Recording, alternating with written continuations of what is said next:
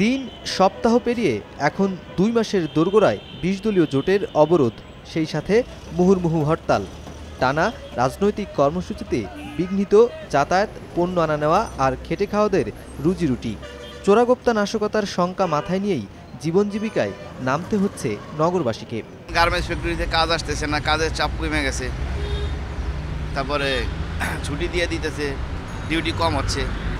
তেল তরকারির সব কিছুর দাম বেশি এই হরতালের কারণে। দুপুর ১২টার রাজধানীর কারওয়ান বাজারের দৃশ্য দেখে কোনোভাবেই বলার উপায় নেই অবরোধের পাশাপাশি হরতাল চলছে।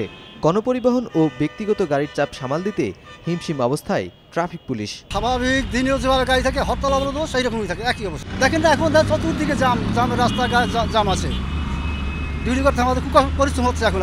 এই কর্মব্যস্ততার মাঝে নগরবাসীকে তাড়া করে অজানা ভয়। এই অনিশ্চয়তা থেকে মুক্তি চান তারা। ২০১৫ সালে এসে হরতাল জ্বালাও পোড়াও এইগুলো দিয়ে রাজনীতি হবে। দুইটা দলই পাশাপাশি বসে তারা একটা আলোচনা এসে একটা সলিউশনে আসা দরকার। যারাই হরতালের পক্ষে থাকুক তাদের উচিত এটা বিবেচনা করে অন্য পথে আন্দোলন করা, অন্য পথে বাংলাদেশ সমস্যার সমাধান করা। অনড় রাজনীতিতে ভেঙে পড়ার উপক্রম শিক্ষা ব্যবস্থা। দফায় দফায় হরতালে পিছিয়েছে এসএসসি পরীক্ষা, নেওয়া হচ্ছে শুক্র ও শনিবার।